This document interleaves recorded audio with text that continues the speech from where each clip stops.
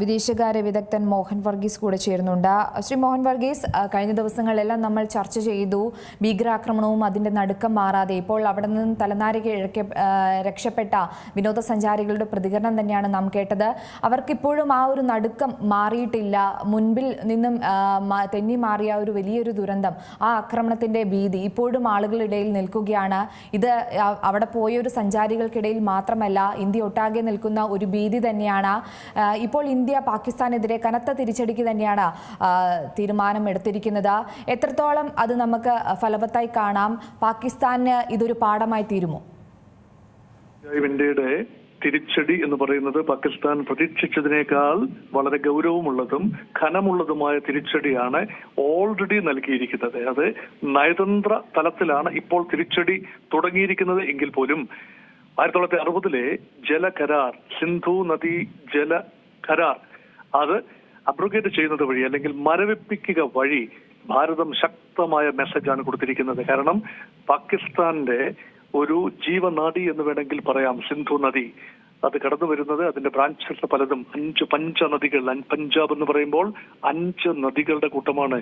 രവി, ബിയാസ്, സത്ലജ് ഇന്ത്യയിലൂടെ ഒഴുകുന്നതും ജലം, ജനാബ് നദികൾ പാകിസ്ഥാനിലൂടെ ഒഴുകുന്നതുമായ എല്ലാ നദികളുടെയും പ്രഭവസ്ഥാനം ഹിമാലയ സാനുക്കളാണ്. ഇന്ത്യയുടെ കാശ്മീർ പ്രദേശത്തും അങ്ങനെയുള്ള ലഡാക്ക് പ്രദേശത്തൊക്കെ ഉദ്ഭവിച്ച് കടന്നു വരുന്ന നദികളാണ്. അവിടെ ഇന്ത്യ ഏകപക്ഷീയമായി ആ കരാറിൽ നിന്നും പിന്മാറുമ്പോൾ സംഭവിക്കുന്നത് വലിയ തോതിലുള്ള ഒരു കൃഷി നാശമാണ്. കൃഷി തരിച്ചിടേണ്ട ഒരു അവസ്ഥ വരും. ആവശ്യത്തിന് ജലം കനാലുകളിൽ എത്തിയില്ല എങ്കിൽ യഥാർത്ഥത്തിൽ പാകിസ്ഥാന്റെ കർഷകർ, പാകിസ്ഥാന്റെ പഞ്ചാബിലെ കർഷകർ യഥാർത്ഥത്തിൽ ഈ ഒരു ജലസേചന മാർഗം ഉപയോഗിച്ചാണ് ജീവിക്കുന്നത്. ഇപ്പോൾ നോക്കൂ, ഏപ്രിൽ മാസമാണ്. ഏപ്രിൽ മാസം ഈ സമ്മറിലേക്ക് പ്രവേശിക്കുന്ന ഒരു തുടക്കം മാത്രമാണ്. അതിനുശേഷം വലിയ തോതിലുള്ള ജലക്ഷാമം വരാൻ സാധ്യതയുണ്ട്. ഒരു ഓഗസ്റ്റ് ആയി കഴിയുമ്പോഴാണ് ജലസംഭരണികൾ നിറയുന്നത്. കടുത്ത മഴക്കാലം വരികയാണ്. അപ്പൊ ജലത്തിന്റെ നിയന്ത്രണം, അപ്പൊ ഈ കരാർ അനുസരിച്ച് ഡാമുകളിൽ എത്രത്തോളം ജലം സംഭരിച്ചു നിർത്താം, എത്രത്തോളം വിതരണം ചെയ്യണം, ഇതെല്ലാം തന്നെ അപ്പർ റൈപ്പേറിയൻ രാഷ്ട്രമായ ഭാരതത്തിന് നിശ്ചയിക്കാവുന്നതാണ്. അതിൽ ചില നിയന്ത്രണങ്ങളും ചില നിഷ്കർഷകളും വേണമെന്നാണ് കരാറിന്റെ വ്യവസ്ഥ. പക്ഷേ ഭാരതം ആ കരാറിൽ നിന്നും പിന്മാറുമ്പോൾ നദീജലം പൂർണ്ണമായും തന്നെ എങ്ങനെ വിനിയോഗിക്കണമെന്നത് ഭാരതത്തിന് തീരുമാനിക്കാൻ കഴിയും. അപ്പൊ പാകിസ്ഥാന്റെ കുടിവെള്ളം മുട്ടുന്ന രീതിയിലേക്ക് കാര്യങ്ങൾ പോവുക എന്ന് പറഞ്ഞാൽ പാകിസ്ഥാൻ കർഷകർ, സിന്ധിലെ ഉൾപ്പെടെയുള്ള കർഷകർ, അങ്ങ് തെക്ക് കറാച്ചി ഭാഗമാണ് സിന്ധ്. അപ്പൊ സിന്ധിലെ ഉൾപ്പെടെ പഞ്ചാബിലെയും സിന്ധിലെയും കർഷകർ, പാകിസ്ഥാൻ ജനസംഖ്യയുടെ വലിയൊരു ഭാഗം കർഷകരാണ്. കാർഷിക സമ്പദ് വ്യവസ്ഥയുമാണ് പാകിസ്ഥാന്റെ ഒരു നിലനിൽപ്പ്. അവർ പ്രക്ഷോഭത്തിലേക്ക് തിരിയുകയാണെങ്കിൽ പാകിസ്ഥാന് മുന്നോട്ടുള്ള പോക്ക് ബുദ്ധിമുട്ടാകും.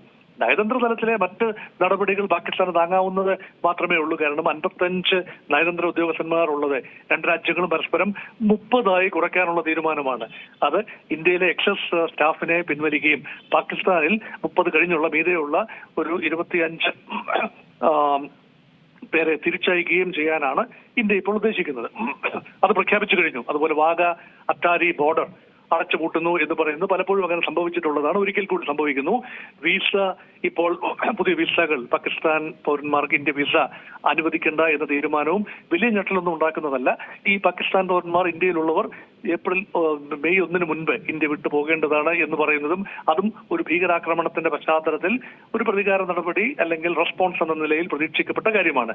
പക്ഷെ ജലം എന്ന് പറയുന്നത് അപ്രതീക്ഷിതമായ ഒരു ബോംബ് തന്നെയാണ്, ജലബോംബ്. ഇതെല്ലാം ഒരു വശത്ത് നിൽക്കുമ്പോൾ മറുവശത്ത് പാകിസ്ഥാന്റെ ബന്ധം സ്ഥിരീകരിക്കുന്ന തെളിവുകളാണ് നിർണായകം.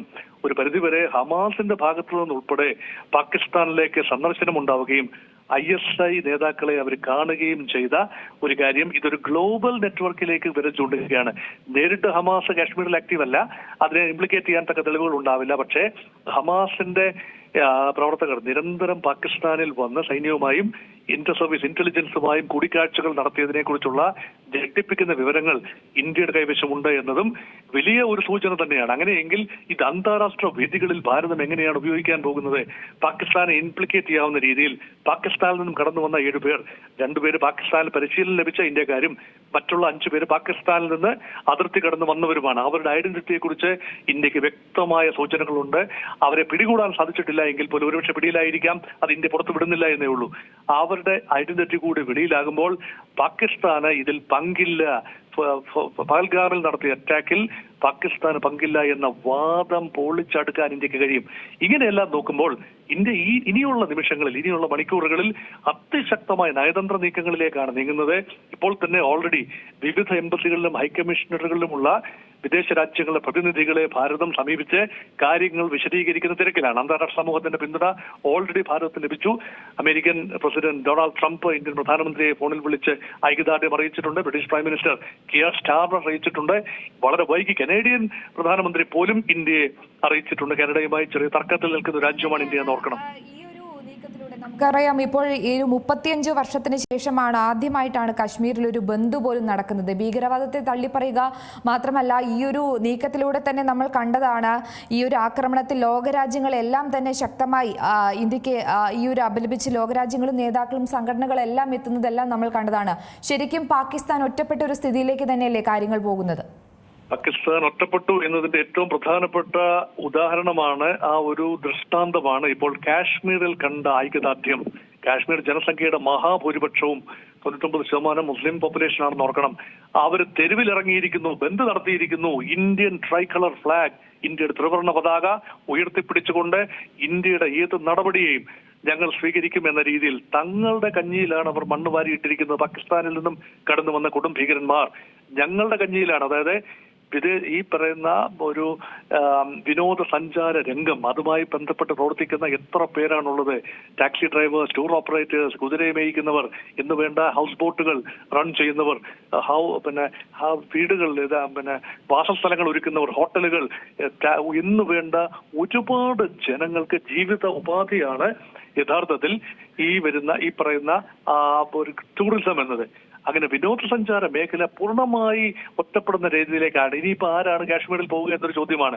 ഇപ്പോൾ തന്നെ കാശ്മീരിന്റെ ഈ വിനോദസഞ്ചാര മേഖല മുഴുവൻ തന്നെ ആളൊഴിഞ്ഞ പുരപ്പറമ്പ് പോലെ ആയിരിക്കുന്നു. അത് വിനോദസഞ്ചാരത്തിന്റെ പ്രധാന പങ്കും വഹിക്കുന്നത് ഈ ഒരു പഹൽഗാമാണ്.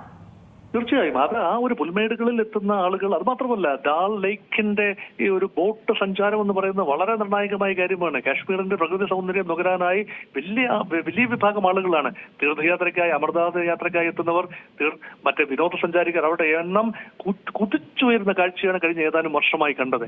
ആ ഒരു സുഖകരമായ അന്തരീക്ഷം, കാശ്മീരിന്റെ ഇക്കോണമി പച്ചപിടിക്കുന്നു, കാശ്മീർ ജനതയുടെ പെർ ക്യാപിറ്റ ഇൻകം കൂടുന്നു.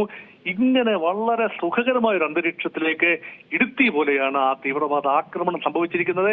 അതുകൊണ്ട് പാകിസ്ഥാന് തങ്ങളുടെ സഹോദരന്മാരാണ് കാശ്മീരികൾ, ആ മുസ്ലിം സഹോദരന്മാരെ സംരക്ഷിക്കാൻ വേണ്ടിയാണ്, ഞങ്ങൾ ലിബറേറ്റ് ചെയ്യാൻ വേണ്ടിയാണ് ഇങ്ങനെ ആക്രമണം നടത്തിയത് എന്ന് പറയുമ്പോൾ യഥാർത്ഥത്തിൽ സംഭവിക്കുന്നത് നേരെ മറിച്ചാണ്. അവരുടെ ജീവിത ഉപാധി തന്നെ എടുത്തു മാറ്റുന്ന രീതിയിൽ, വറ്റിക്കുന്ന രീതിയിൽ പാകിസ്ഥാൻ കാര്യങ്ങൾ ചെയ്തു വയ്ക്കുകയാണ്. അവിടെയാണ് ഇന്ത്യ കാശ്മീർ ജനതയോട് താതാത്മ്യപ്പെടുകയും ഐക്യദാർഢ്യം പറയുകയും കാശ്മീർ ജനതയെ ചേർത്ത് നിർത്തുകയും പരമാവധി അവരെ പ്രൊട്ടക്ട് ചെയ്യുന്ന നിലപാട് കോൺഫിഡൻസ് ബിൽഡിംഗ് മെഷേഴ്സിലൂടെ കാട്ടുകയും ചെയ്യേണ്ട അവസരമാണിത്. അത് മാത്രമല്ല, ദേശീയത, കാശ്മീരിന് വേറെയായ ഒരു ദേശീയതയല്ല, ഇന്ത്യൻ ദേശീയതയുടെ, വിശാല ഭാരതീയ ദേശീയതയുടെ ഭാഗമായി കാശ്മീരിലെ ന്യൂനപക്ഷങ്ങൾ, മുസ്ലിങ്ങൾ ഉൾപ്പെടെയുള്ള വിഭാഗങ്ങൾ അണിനിരക്കുന്ന വളരെ ആവേശകരമായ കാഴ്ചയാണ് കഴിഞ്ഞ ദിവസത്തെ ബന്ദ് ദിനത്തിൽ പോലും കണ്ടത്. അതുകൊണ്ടാണ് 35 വർഷത്തിന് ശേഷം ഒരു ബന്ദ് നടത്തുന്നു എന്ന് പറയുമ്പോൾ അതൊരു നെഗറ്റീവ് കോസിന് വേണ്ടിയല്ല, ദേശീയ ഉദ്ഗ്രഥനത്തിനും ദേശീയതയ്ക്കും വേണ്ടിയുള്ള കാശ്മീരിന്റെ ശബ്ദമാണ് അവിടെ കേട്ടത് എന്ന് വേണമെങ്കിൽ പറയാം. ഈ ആക്രമണം നടത്തിയവർക്കെതിരെ ഒരു ദൃഢമായിട്ടുള്ള ഒരു ഇന്ത്യയുടെ ഒരു കനത്ത തിരിച്ചടി, ഇത് ദൃഢമായിട്ടുള്ള ഒരു പോരാട്ടം തന്നെ ഇനിയും തുടരുമെന്ന് തന്നെയല്ലേ നമുക്കിതിലൂടെ മനസ്സിലാക്കേണ്ടത്? കാരണം ലോകരാജ്യങ്ങളുടെ ഒരു പിന്തുണ, അത് നമുക്ക് ഇപ്പോൾ നിരവധി പാകിസ്ഥാൻ ഒറ്റപ്പെടുന്ന ഒരു സാഹചര്യത്തിലേക്ക് പോലും പോകുമ്പോൾ ലോകരാജ്യങ്ങളെല്ലാം ഇന്ത്യക്ക് കൂട്ടായി നിൽക്കുന്നു എന്നതും മറ്റൊരു പ്രധാനപ്പെട്ട ഒരു കാര്യം തന്നെയല്ലേ? തീർച്ചയായും ഭാരതത്തിന്റെ ഒരു സ്റ്റേച്ചർ വളരെ വളരെ ഒരു ദൃഢമാണ്. കാരണം ഭീകരവാദത്തോട് സന്ധിയില്ലാതെ പൊരുതുന്ന ഭാരതം, സീറോ ടോളറൻസ് ടു ടെറർ. അപ്പൊ ഫൈറ്റ് അഗൻസ്റ്റ് ഗ്ലോബൽ ടെററിൽ ഭാരതത്തിന് നിസ്തുലമായ ഒരു പങ്കുണ്ട്. പലപ്പോഴും ഈ വിദേശ രാജ്യങ്ങൾ പലരും, പാശ്ചാത്യ രാജ്യങ്ങൾ പലരും അനുഭവിക്കുന്ന അതേ തരത്തിലുള്ള സെക്യൂരിറ്റി ത്രെട്ട് തന്നെയാണ്, പ്രഭവ കേന്ദ്രം തന്നെയാണ് ഭാരതത്തിനും അനുഭവിക്കാനുള്ളത്. ആ ഒരു ടെറർ, ആ ടെറർ നെറ്റ്വർക്ക് ഒതുക്കി തീർക്കണമെങ്കിൽ, അല്ലെങ്കിൽ അത് ഭേദിക്കണമെങ്കിൽ തീർച്ചയായും ഭാരതത്തിന്റെ ഏജൻസികളും കൂടെ ഉണർന്ന് പ്രവർത്തിക്കേണ്ടതുണ്ട്, കൈകൊടുക്കേണ്ടതുണ്ട്. വിവിധ അന്താരാഷ്ട്ര ഏജൻസികൾ അവരുടെ ഇന്റലിജൻസ് നെറ്റ്വർക്കിന്റെ ഷെയറിംഗ് ആവശ്യമായി വരും. എക്സ്ട്രഡിഷൻ ട്രീറ്റീസ്, ഇപ്പോൾ തഹാവൂർ റാണെ അമേരിക്ക വിട്ടു തന്നതുപോലെ ഒരുപാട് ഭീകരന്മാരെ, ഓരോ രാജ്യവും തിരക്കിക്കൊണ്ടിരിക്കുന്ന ഭീകരന്മാരെ തൊടുന്യായം പറഞ്ഞുകൊണ്ട് അതത് രാജ്യങ്ങളിൽ തടഞ്ഞു വെക്കാതെ വിട്ടുകൊടുക്കേണ്ടതാണ്. ഇതെല്ലാം സാധിക്കുന്ന രീതിയിലേക്ക് കാര്യങ്ങൾ നീങ്ങണമെങ്കിൽ നയതന്ത്ര രംഗം ഉണർന്ന് പ്രവർത്തിക്കേണ്ടതുണ്ട്. ആ ഒരു ആവശ്യകതയിലേക്ക് കൊടുത്ത് ഇപ്പോൾ ഇന്ത്യയാണ് അഫക്ട് ചെയ്യപ്പെട്ടിരിക്കുന്ന രാജ്യം. ഇസ്രായേൽ അഫക്ട് ചെയ്യപ്പെടുന്നു, അമേരിക്കയിൽ തന്നെ ഭീകരാക്രമണം നടക്കുന്നു, യൂറോപ്യൻ രാജ്യങ്ങളിൽ സംഭവിക്കുന്നു, ചില അറബ് രാജ്യങ്ങളിൽ സംഭവിക്കുന്നു.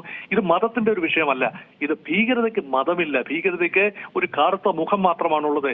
ഇതിന് പിന്നിൽ രാഷ്ട്രീയമായ താല്പര്യങ്ങളും സ്ഥാപിതമായ താല്പര്യങ്ങളും കുത്തക താല്പര്യങ്ങളുമാണുള്ളത്. ഇത് തിരിച്ചറിഞ്ഞ് രാജ്യങ്ങൾ ഒരിക്കൽ കൂടെ സംഘടിക്കണം. എല്ലാ രാജ്യങ്ങളും തന്നെ ഭീകരതയ്ക്കെതിരെ സംഘടിക്കേണ്ട നിമിഷങ്ങളാണിത്.